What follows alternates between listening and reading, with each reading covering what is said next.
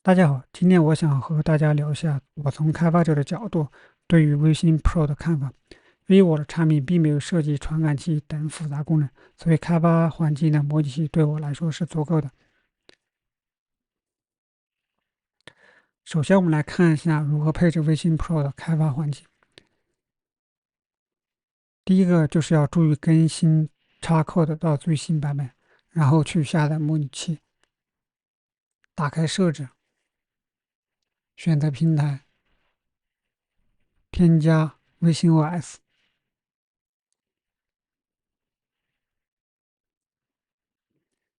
下载好之后，我们要为项目选择合适的目标。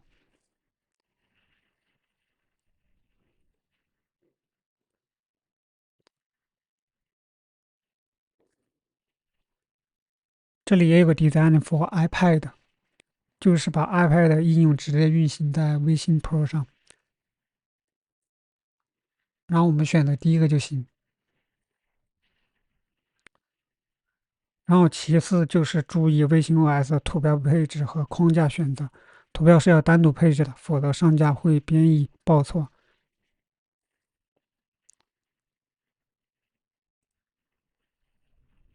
我们选择微信 OS、微信 App Icon 即可。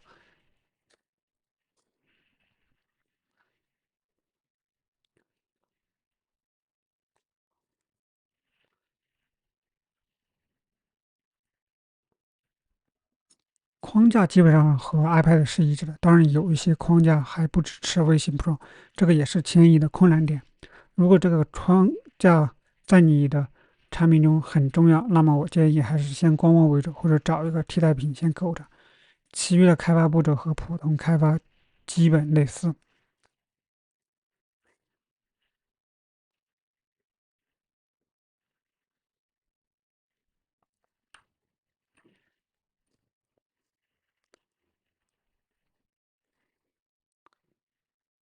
然后来聊一下我的开发体验。我最初其实并没有考虑过要单独为微信 Pro 开发，直到1个月以前，苹果官方的人联系我，让我尝试迁移我的一个产品，并提供一些反馈。这让我开始意识到，很多开发者可能还在观望状态，导致定制化产品相对较少。在那次迁移过程中，我也遇到了一些错误，然后就没有继续深入了解了。因为移动端的产品本身能够直接在微信 Pro 上使用的，最多就是一个交互逻辑上的不同。我最近2天开辟了新的应用，在产品初期阶段就有规划适配微信 Pro，感觉比我想象的要简单不少。我昨天也做了一个老应用的迁移尝试，怎么说呢？迁移成果确实有不少的麻烦，但是相比新应用开发来说，耗时还是更短。目前开发来说，唯一的缺点就是相关接口基本都是以移动端为主，有点类似于开发一个大型的 iPad 应用，只是在交互逻辑上稍微有一些区别。我个人其实更希望苹果官方能单独为微信 Pro 做一套接口，因为用上移动端的同时，也把对应的缺点给带来了，限制了开发者的创作思路。其次，我们来聊一下交互体验。我这里直接上手给大家展示一下开发环境是什么样的。首先，我们可以看到，几乎所有应用都是类似毛玻璃的效果，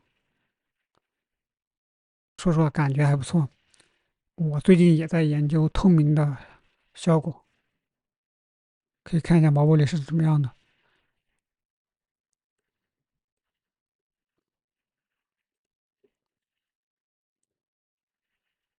看吧，就是这种的。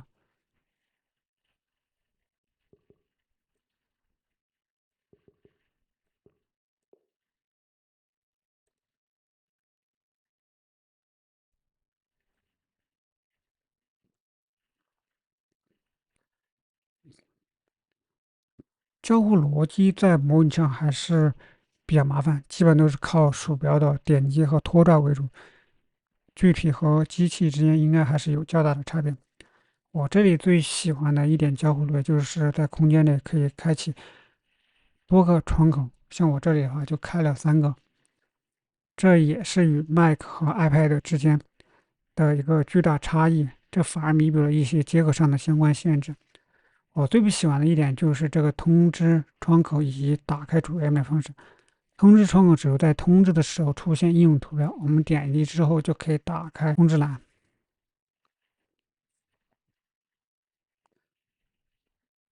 这一眼看上去就是把 iPhone 的通知栏给搬了过来，说句实话，感觉很丑。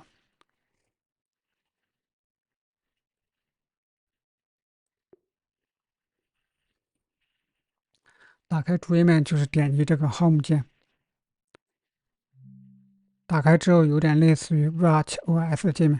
其实我感觉最理想的状态应该是有一个类似于初代 iPhone 的悬浮按钮在我的视线之内，我可以通过这个按钮来打开通知栏或者进行一些其他的操作。当然，这个就见仁见智了。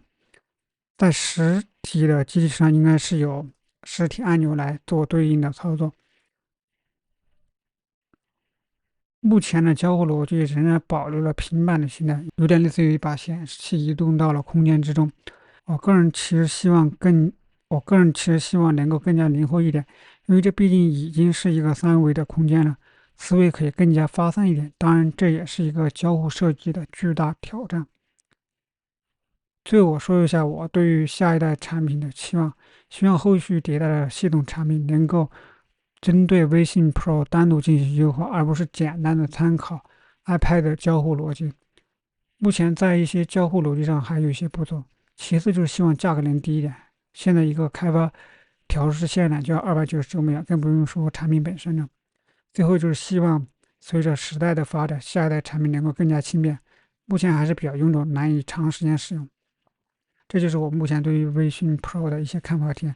如果你对微信 Pro 有更多的想法，欢迎在评论区下方和我分享。感谢观看，我们下期再见。